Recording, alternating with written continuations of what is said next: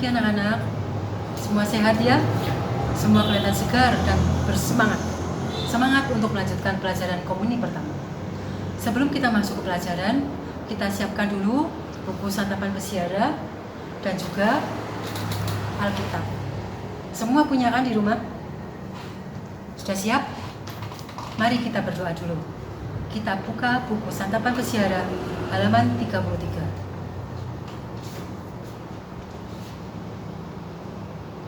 Mari kita berdoa. Dalam nama Bapa dan Putra dan Roh Kudus. Amin. Ya Allah Bapa, kami sangat membutuhkan firman-Mu agar kami memiliki sumber dan dasar bagi hidup kami.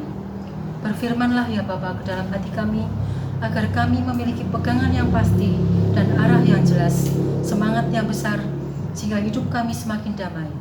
Doa ini ya Allah, kami panjatkan kepadamu dengan perantaraan Kristus Tuhan kami. Amin. Dalam nama Bapa dan Putra dan Roh Kudus. Amin. Nah anak-anak, bersama Buning sudah belajar Aku Percaya akan Allah Bapa.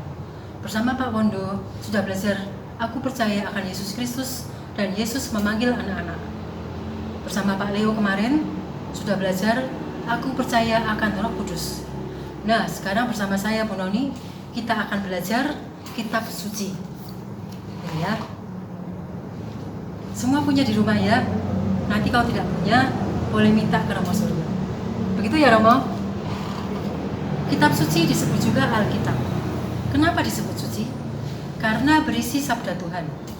Penulisnya manusia yang diilhami oleh Roh Kudus.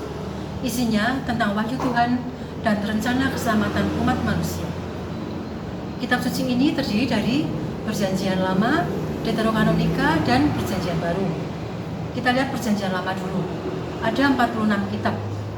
5 kitab pertama disebut Kitab Taurat, yaitu Kejadian, Keluaran, Imamat, Bilangan, dan Ulangan.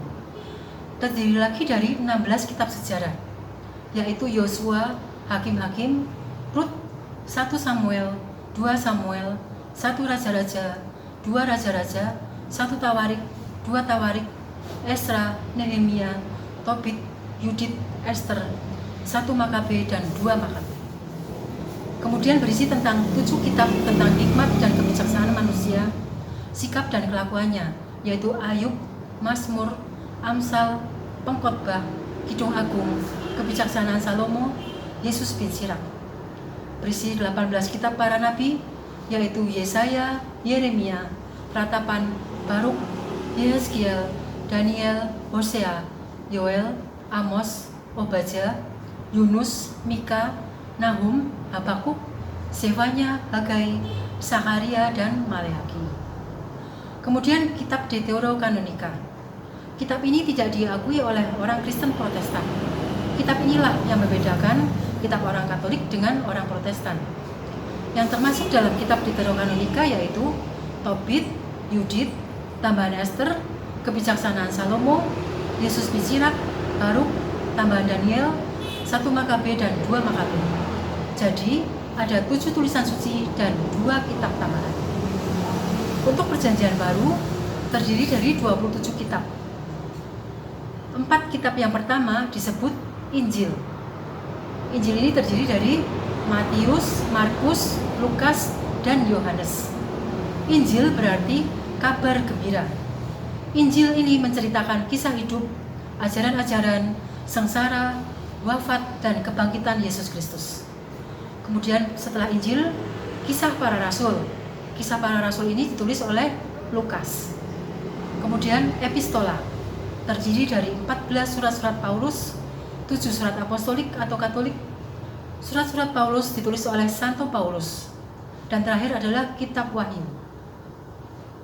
Isi pokok kitab suci Perjanjian Baru adalah Yesus Kristus, yaitu pribadinya, pesannya, sengsaranya, wafat, serta kebangkitannya. Nah anak-anak, itulah isi kitab suci ini ya. Untuk Perjanjian Baru, Bu Noni punya lagunya, jadi mudah dihafalkan. Yuk kita nyanyi.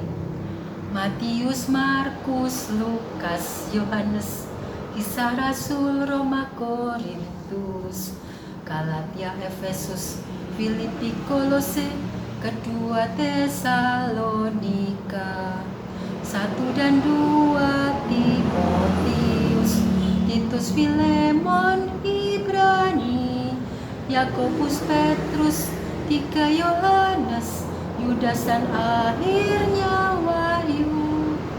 Bisa ya anak-anak? Nah, untuk tugasnya anak-anak merekam video, menyanyikan lagu seperti yang Bu Noni nyanyikan tadi ya. Mudah kan? Nanti setelah direkam, anak-anak mengirim langsung ke WA Bu Noni. Nomornya 0817 959 5551. Paling lambat hari Jumat tanggal 11 Maret jam 6 sore. Terima kasih. Dengan ini pelajaran komuni pertama, pelajaran 4 dan 5 sudah selesai. Mari kita berdoa untuk mengucap syukur pada Tuhan. Dalam nama Bapa dan Putra dan Roh Kudus. Amin. Ya Tuhan, kami mengucap syukur padamu karena kami telah Kau bimbing untuk mengenal kitab suci, sehingga kami semakin dekat dengan Yesus Kristus yang kami imani. Doa ini kami panjatkan kehadirat-Mu dengan perantaraan Yesus Kristus, Tuhan dan Penyelamat kami. Amin. Semoga kita semua selalu diberkati oleh Allah yang Maha Kuasa, dalam nama Bapa dan Putra dan Roh Kudus. Amin. Terima kasih.